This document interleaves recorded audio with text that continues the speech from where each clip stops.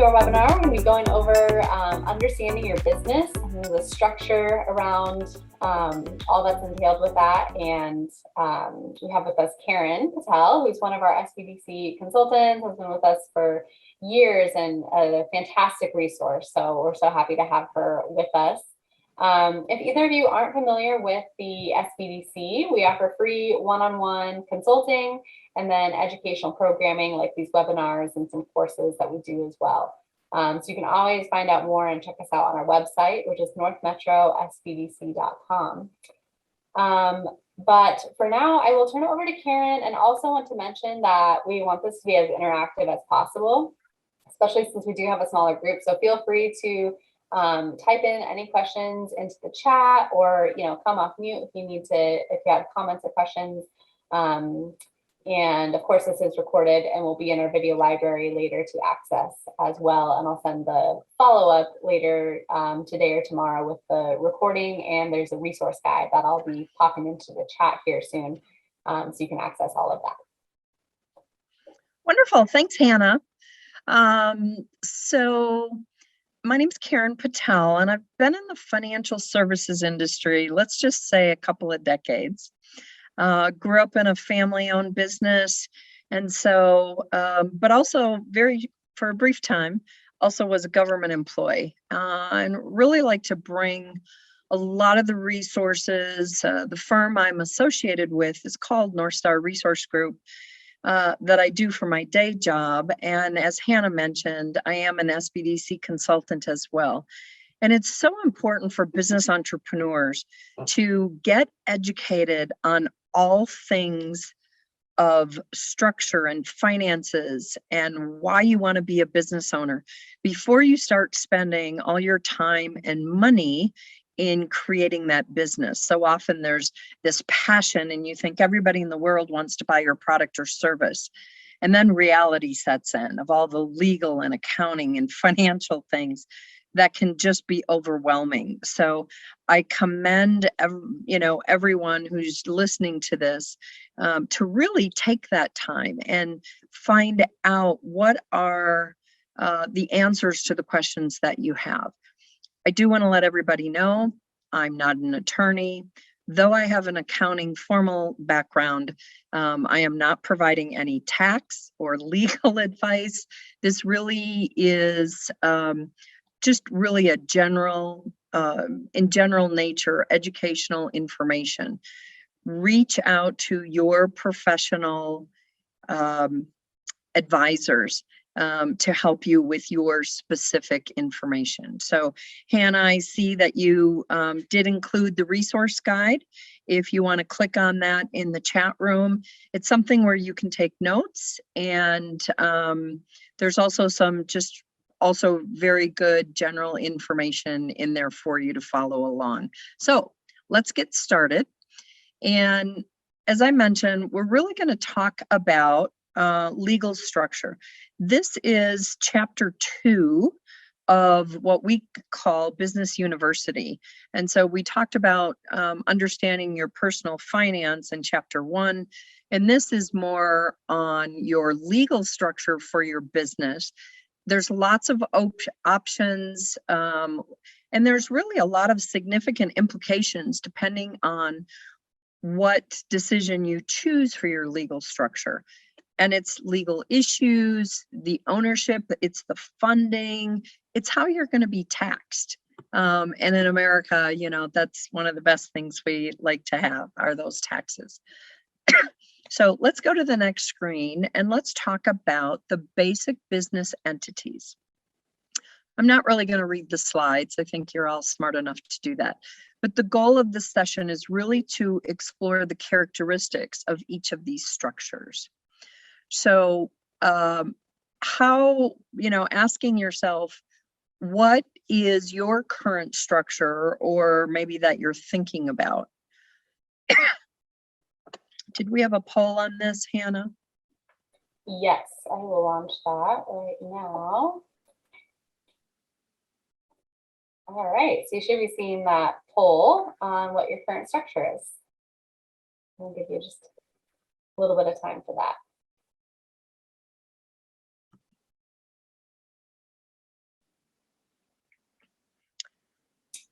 So let's jump into the least complicated structure, which is a sole proprietor.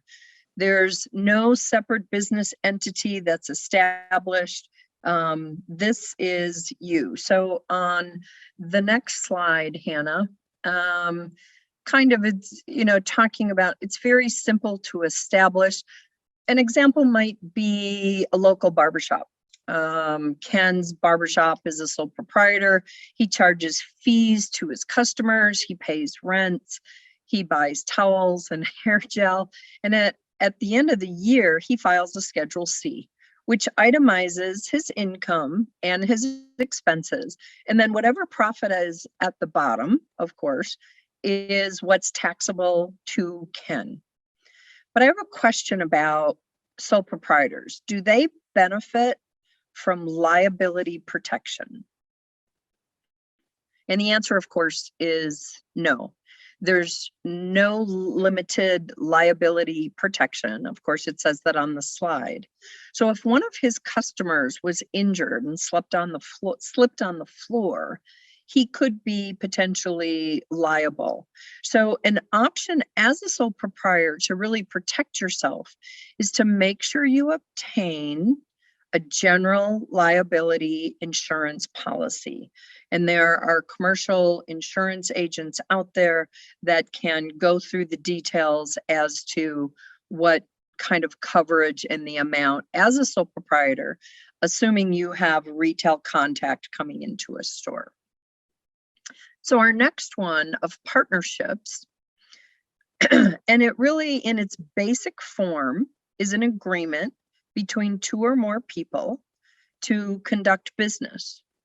So most people think you have to have a written agreement, and actually the IRS and the courts do recognize if you have an oral agreement.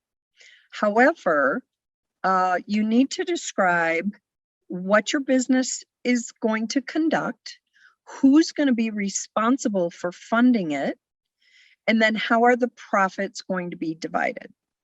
And it's important that you understand the difference between the partners and how you customize the needs and the goals of each of the partner. So generally, as long as there's a financial agreement for a legitimate business purpose, you can have a partnership, and it will be recognized, like I said, between the courts and the IRS. So let's talk about the differences between a general partnership and a limited partnership. So in a general partnership, the general partner is responsible for the management of all the partnership, and generally will have general liability for that partnership losses and liabilities. But there's different avenues with a limited partner where they generally are exempt from personal liability because their risk is limited to their level of investment that they've made in that partnership. So if you as a general partner put in 50 and you have a family or a friend or someone who's going to put in 20,000, whatever liability they might have is limited to that 20,000, assuming they are a limited partner. So the other thing is, let's look at these risks, because as an entrepreneur, I commend you for taking that risk, for following the American dream. But it's the risks as a business owner that you need to be educated on and understand. So the first risk is a capital call. And really where the partnership, however many that there are of you, they might need more money. They're an influx of capital to, I don't know, enter a new market, or maybe the cost of the product that you have has gone up. And now the partnership, in order to stay afloat, everybody needs to kick in an extra 10,000 or an extra 50,000, whatever it is. So the general partner notifies all the other partners and really places a demand that in order to stay into the business, you need to fund it. The second risk in a partnership is that phantom income. When you make money, everybody likes to, get a check and get cash for it. However, with phantom income, doesn't necessarily mean you're going to get the cash. The partnership profits are reported to the IRS on a K-1. So remember, a sole proprietor, you report it just through a Schedule C. On a partnership and other not flow through entities, it's on a K-1. Boy, what day is it? Tuesday. Okay. So, but that income, so let's say your profit share is $12,000, you will have to report that on your personal income tax as income. But phantom income does not mean or means that you might not get cash. You won't get a check. So the partnership is under no obligation to actually distribute those profits to each of the partners. So you won't have cash to pay for that tax liability associated with that income. And the third risk is that partnership units are often quite illiquid. So you have a partner, and maybe one of the partners wants to sell part of their interest. However, there could be restrictions on who the partnership will accept as a new partner. There also might not be any interested buyers. So you've put in $20,000, but how are you going to get it back? So depending on if you're the general partner, a limited partner, those really are the three main risks, even though there, of course, are other business and financial risks. But it's important to ask questions. If in this call, if you're not the business owner, but maybe someone has asked you to come in as a limited partner, know what those limitations are and know what the risks are for you to be that limited partner. Let's go to the C Corp and S Corp. Karen, I have a quick question about the capital partnership call. Yeah. Okay. So with the capital call, if one of the partners says, you gotta put this money in, and if you disagree with that or you can't do that, that basically voids your partnership agreement. I'm not an attorney. Sure. Let's just say when there's disagreements among partners, it makes things complicated. And you might have to get an attorney involved. And this is where, like a marriage or a prenup or any sort of legal agreement, make sure you dot your I's, cross your T's. You need to look at being the devil's advocate of all things that could go wrong. And it's really against my personal nature. I'm a glass half full. And so who wants to go into a business arrangement thinking all of the negative things? But the other thing with a partnership, you also have to, what if somebody does just want to get out? Or what if somebody becomes disabled and now you are paying all the partners some sort of a salary, but they're not doing any work? Or God forbid, what if somebody passes away? And so you need to have some key man coverage and just really dot those I's and cross your T's. When I consult with SBDC clients who are thinking of starting a business, and I always ask, what's your legal structure? Because that's the very first thing after you think about what it is your business you want to have. This is where you need to put the business owner hat on and do the hard work of what is your legal structure, which then flows into what is your tax structure. And that's why you become a business owner generally, unless you're a nonprofit, it's to put more money in your pocket. And so that legal structure is critical in understanding all of these potential risks and the what ifs. Or maybe in your operating agreement or your business agreement, someone is going to be a limited partner for 5 years and then they want out.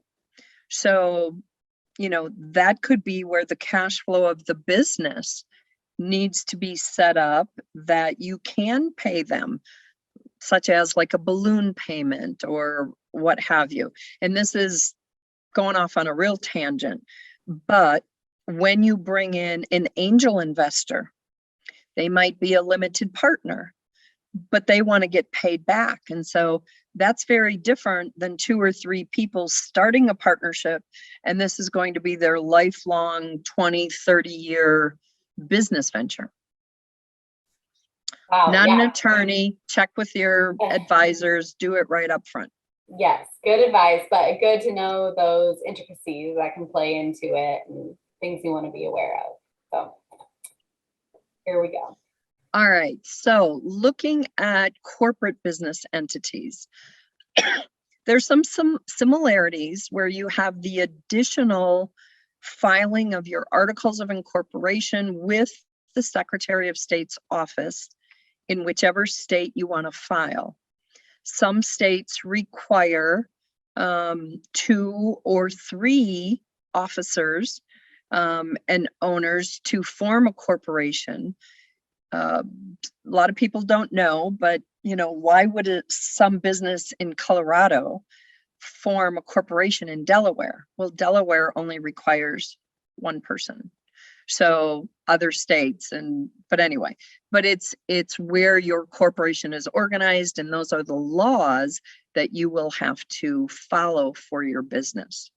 So they both provide shareholder and investors from protection from business liabilities. That's probably one of the number 1 reasons someone will incorporate for that limited liability on a personal aspect. So, for instance, an exception might be that if you, the business owner of that corporation, sign a personal guarantee with a lending institution for the business debt, that of course would be an exception because you are liable for that. Or if the owner fails to pay tax payments, or if you're required also to make retirement plan contributions on behalf of the corporation, those is where you aren't protected from business liability. So, but either corporation, whether it's a C Corp or an S Corp, you operate as a separate entity than if you were a sole proprietor, as we mentioned earlier. So each corporation has its own officers, it has its own directors, and you do have to, whether you are a corporation of 1 or 2 owners, you have to follow the corporate formalities. You have to have a board meeting, you have to have shareholder meetings. You have to document these. If you fail to follow any of these formalities, you will lose that liability protection as a corporation. And also you could then be held liable. So there's definitely more structure. And again, utilizing advisors, both an attorney as well as a CPA, because you are filing and in the taxes, it is, there are questions about, have you had your annual board meeting? And I don't know if it's still a red book. It always used to be when you'd start your basic articles of incorporation was in a bylaw, was in this red book, even for nonprofits. So anyway, now with C corporations, the main difference is the way they are taxed. So can anyone tell me what the current tax rate is for corporations? Anybody want to guess? The big answer is 21%. Prior to the Tax Cut and Jobs Act of 2018, there were very different rates depending on income. So the top rate was 35% on the corporate income tax. But now every corporation has a flat tax of 21%. And granted, it is a permanent change, even though many of the other Tax Cut and Jobs Act will sunset at the end of 2025. So unless there is new legislation, the C Corp tax rate will be 21%. So corporations pay their tax after, of course, they have deductible business expenses. So you have your revenue, you have all of your expenses, you have your bottom profit, and that's what the corporation pays a tax on. So what are some of the deductible business expenses? One, of course, reasonable compensation that you pay to your employees, to yourself. That would be, and not to get too detailed, but that's section 162 of IRS code. And there's, with any sort of deduction that you can make, trust me, there are IRS rules. There are IRS section codes that will allow you to deduct or not allow you to deduct. Another section 179 is purchasing certain types of business equipment or vehicles, and of course the associated depreciation of business-owned capital assets. And I'll get into this a little bit, not too much, but with QBI, that is the 20% deduction.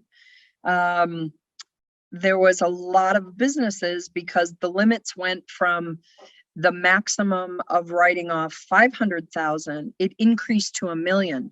So let me tell you, there are a lot of businesses, corporations, that maybe have been in business for 10 or 20 years, and they're making lots of profit. Well, guess what? Maybe they need a new roof. Maybe they needed new plumbing, HVAC.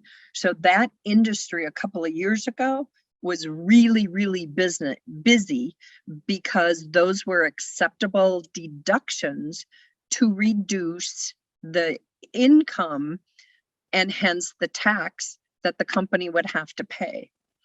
Another deductible business expense is, of course, the contributions that companies make to qualified retirement plans. So, and that's something coming down the pike. Maybe I'll bring this up a little bit later on. Different states are now mandating that businesses over 5 employees, you have to have a retirement plan, whether it's a retirement plan that you choose or you choose to join your state's mandated retirement plan. And the difference being whether or not the company makes the contribution, or with the mandated, it is simply the employee making that contribution. But anyway, after a company pays tax on their income, they retain that after-tax income, whatever's left, and that's considered retained earnings. So if they don't pay it out to their shareholders, that profit, it is retained, and it can be used to fund future expenses, to expand the business, to acquire a competitor. But a corporation, if they do not pay out those profits to their shareholders in dividends, they have to have a plan, or there are additional excise tax that can affect the corporation's tax liability. So on a C Corp, the biggest, I guess, downside that a lot of people say is that corporations are taxed twice. The corporation makes their profit and they pay income tax. And then whatever's left, and they pay it out to their shareholders as a dividend, then those shareholders get to pay tax again on that same income. But now it's at their level. So depending if you are a shareholder and the owner of the business, you can see where a lot of business owners are saying, hey, I'm getting taxed. However, there are benefits with C corporations because they have a lot more flexibility. You can have voting stock versus non-voting stock. You can have preferred stock, you can have common stock. And so the different levels of preferred and common is if the company is failing, or even if they're not failing, there's different structures as to who gets that money first. The other thing is a C corporation can have unlimited number of owners versus an S corporation. Though it started out, you could only have 5 and 25. As an S corporation, you are limited to having 100 employees, shareholders, sorry. So anyway, that's pretty much the major difference with C corporations, is that they are taxed twice. So if we go to the S corporations, interestingly enough, S corporations have only been around since 1958. Now, somebody like me, I wasn't born yet then, but still, that's something very new in a way. So basically, to alleviate that double taxation, this is where it's a flow-through entity, where the profits of the company do not get taxed at the corporate level, but they flow through down to the owners, and that's where it's taxed. But you only have one class of stock, which can be voting or not voting. And again, this is where on Colorado's small business development, the SBDC site goes through all of these, and in the resource guide that you've been provided gives you all the breakdown of the details of the different companies. There's other things on appreciated assets can be subject to double taxation. And I, of course, am in the numbers industry. And there's a lot of strategies and ways you can put more money in your pocket. And this is where having your legal structure and your CPA enrolled agent guidance of your advisors to help you understand the different levels of taxation and how you do or do not put more money in your pocket. Going back to the Tax Cut and Jobs Act, in 2018, this is where I mentioned that 20% additional deduction. It's called QBI. I'm not going to go into many details. That's for you and your CPA if you really want to know. But at the same time, it's going to sunset in 2025. So some companies might have taken advantage of that S Corp, or because of the permanent tax rate cut from 35% to 21%, some businesses have actually chosen to change to a C corporation because of that change in taxation. But anyway, let's jump on to the limited liability corporation. So I was excited to tell you that S Corps, subchapter S Corps, have been around since 1958. LLCs have only been around since the 80s. So tax code changes all the time. And I think the biggest one was most recently with the Secure Act, how Congress passed it in December and it was effective January 1. I mean, the poor CPA industry didn't have a lot of time to figure out what all the new rules were. However, the LLC really combines many benefits of both your corporate entity, which is your limited liability, and the free transferability of ownership, with some of the benefits of the partnership that allows you to pass through that income treatment. And it permits a lot of greater flexibility as to the distribution of the profits. So when you form an LLC, the owners are actually called a member. And you decide as a member how you are going to choose your tax treatment. Though if you are a single member LLC, you could choose to be taxed as a sole proprietor. Some people will choose as a C Corp, which again, that double taxation, so that's pretty rare. Normally, LLCs choose either to be taxed as an S corporation or a partnership. Those two really are the most common. So let's talk a little bit more on the taxation of the pass-through entities.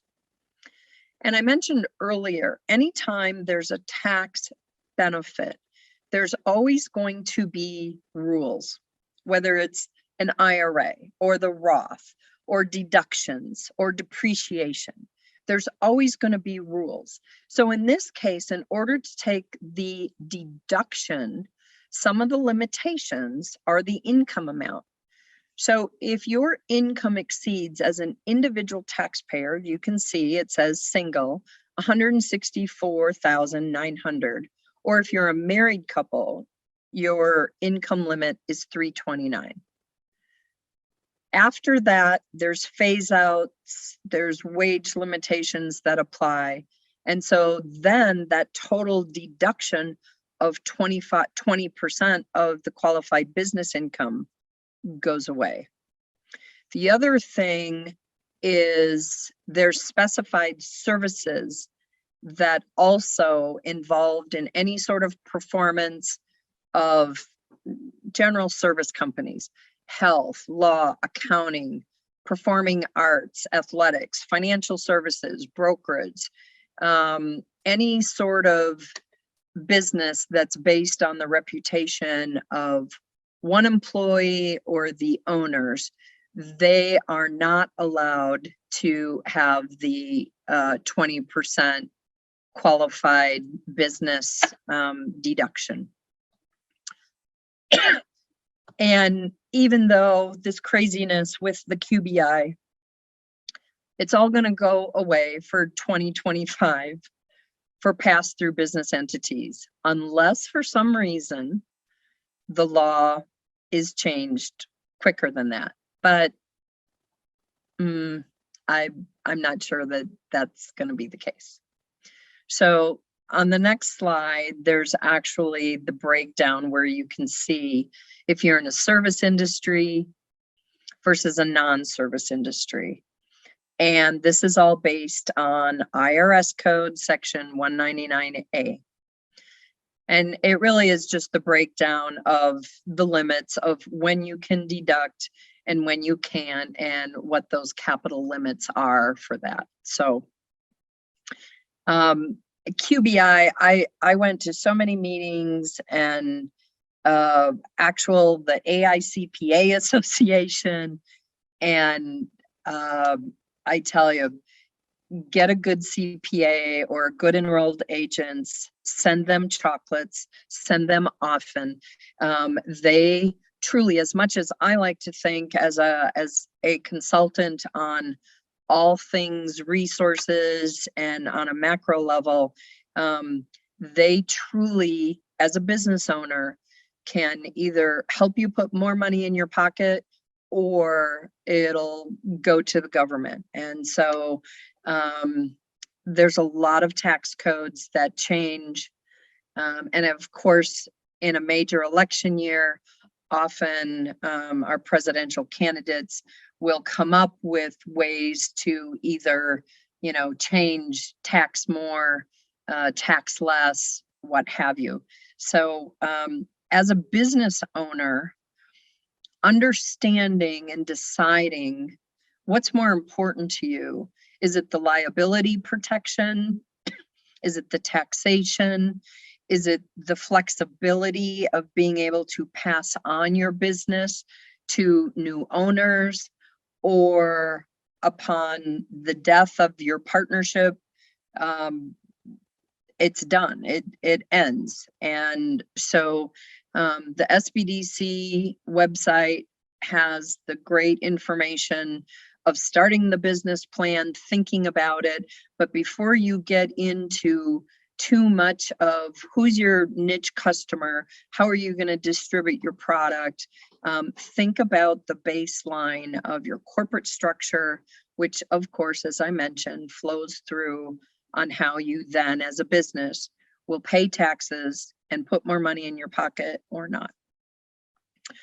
The resource guide that you have in front of you really has a good, can you go through that, Hannah, maybe, in case someone views this later and doesn't actually have the resource guide?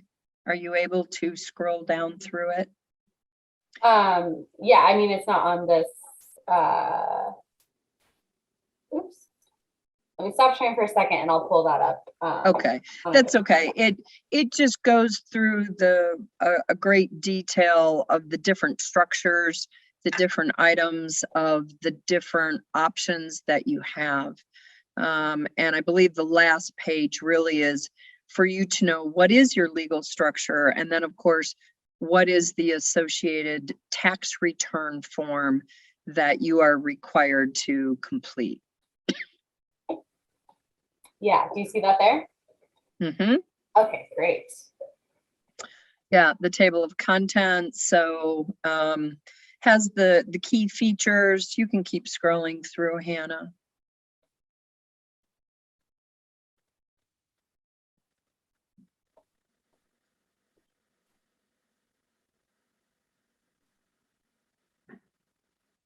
Has a big be careful on that one, huh?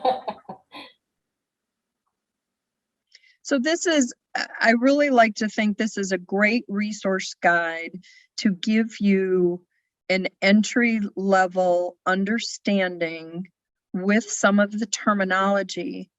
So if you have not yet formed your company, and when you are interviewing CPAs or attorneys to help you, this should give you that confidence to understand and have a little bit better idea of the different corporate structures. Hopefully I've explained it in a non-legal, since I'm not an attorney, non-legal terminology. But I commend everyone who's joined us who wants to become an entrepreneur. It will be the best satisfaction that you could ever have dreamed of. And you have the SBDC and many professional advisors out there to help you for you to succeed. Yes, thank you so much, Karen. And we definitely have some time for some questions if there are. And I also want to mention that you kind of alluded to that crossover with this topic between legal and finance. And it is interesting how, it does border on both of those. So if anyone needs to talk with one of our legal consultants for more of the legal side of this, we do have some consultants who could kind of explain that side of things as well. So we can get you connected that way. But always interesting to know which lens, we're looking at these issues from. So, and Hannah, I will say that, and not just because I consult with North Metro SBDC. I've from across the country, I've worked with many SBDC groups, and I really think Angela Atkinson, the director, and you have gotten such a diverse group of consultants, but specifically, I believe there's 4 attorneys, and that is not normally the case, even close to it. And everything from international and patents and trademarks and real estate and anyway, a really good group of attorneys that are that business owners have access to through North Metro SBDC. Yes, absolutely. And we do always like to clarify that they can not technically give you legal advice, but they can answer your questions and help you understand what your situation, how the law applies to your situation. So they're a great resource. We don't actually have a tax specialist on our team right now, but some of our other local SBDCs do. For example, the Denver SBDC does. So we can help you get connected with another specialist outside of our office if that is the case, if that's where you need help. But if there are any questions, we would love to have some time for those. So feel free to type them in the chat or come off mute. And I will also, I'll just kick it off with a question that is by far our most frequent question when it comes to this topic. Aside from how do I know which one is best for me, the second most common is how do I change? If I've already picked one, how do I change? And what are the ramifications of that? Do you have any insights? Yep, good question. And because I'm not a CPA, you can change. There are deadlines in which, see, you're going to put me on the spot. I think one of them is like March 1st for the next fiscal year. Another one is October. And that's the other thing. Identifying, depending on if your business has seasonality, nobody says you have to have your fiscal year be the calendar year from January to December. The state of Colorado is from July 1st to June 30th. The federal government is October 1st to September 30th. So that's something else depending on, if you have seasonality and your peak time is fall, why would you want to have your fiscal year end split if your business and strategies go from, May, let's say for ski resorts, right? October to May. So maybe they have September to August is their fiscal year. I don't know. But there are timeframes and deadlines if you want to change your structure, which includes, of course, how you will financially report. And your CPA is going to be your best one to let you know those timeframes and deadlines. Mm-hmm. Great, thank you. When some of our legal consultants have talked about this topic, they have mentioned that it's generally easier to go up the scale rather than down the scale, to change to get more protections rather than to go backwards to a sole proprietorship or something like that. And as somebody starts out in a business, being a sole proprietor is great. That's what it's there for. How do you know if your business is going to succeed? We cross fingers and we hope it is.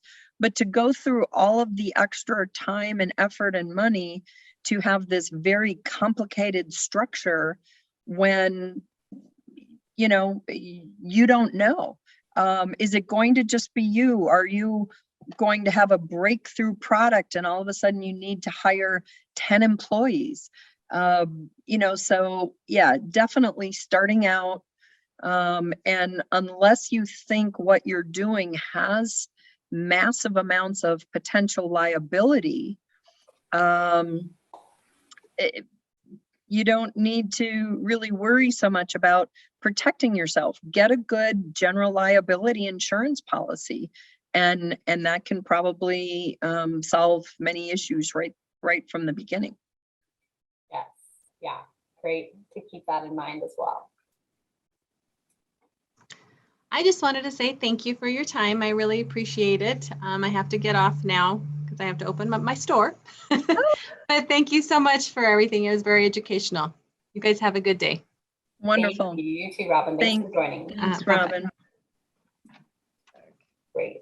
Well, and yes, thank you, Karen, so much for explaining all of this so thoroughly. It's a really great resource to have to be able to go back to when you're thinking, you know, what did it mean to be an LLC versus S Corp? And there's a lot that goes into all of that. So a huge resource, and the resource guide will be really helpful as well. So we so appreciate your time in all of this, and appreciate the time of everyone who was able to join, and that will also be viewing this later. So, and I want to give one more plug, as you have done a great job of, Karen. Thank you so much, for our SBDC website. There are some great resources on there. The Colorado Business Resource Guide is on there. We have some FAQs about that startup process, which includes, you know, choosing what your structure is going to be and what's going to be best for your business. So again, that's northmetrosbdc.com. And that's where you can schedule appointments with any of our consultants for free one-on-one consulting happening remotely. It's a fantastic resource that we just encourage everyone to take advantage of. So thank you so much for joining everyone today. And Karen, any last words you want to leave everyone with? No, just, you know, there's, this is chapter 2 of a series. We do have some other more specific categories that if any of you business owners do have some areas of interest that you're looking to gain more education, please reach out to Hannah or to myself, and we'd be happy to provide those. I am doing a webinar on July 13th to go over the specifics of different retirement plans, whether it's a SEP or a simple or a 401k or with a safe harbor, especially in light that many states are starting to come out with mandated retirement plans. So most states, if you have 5 or more employees and don't have a retirement plan offered for your employees, then you either need to pick one or you will be part of the government program. And it's a great idea to just highlight, to have more people save. But if anybody wants to know a little bit more details, just from an educational standpoint, I will be doing that on July 13th at 11 o'clock Mountain Time. Yeah, thank you. And I'll include a link to that in my follow-up email so that you can all join that. Sounds really exciting and good to know what's coming down the pipeline for us all. Great. Wonderful. Thanks so much, Hannah, for the opportunity. Yeah, thank you, Karen, and hope you all have a great afternoon.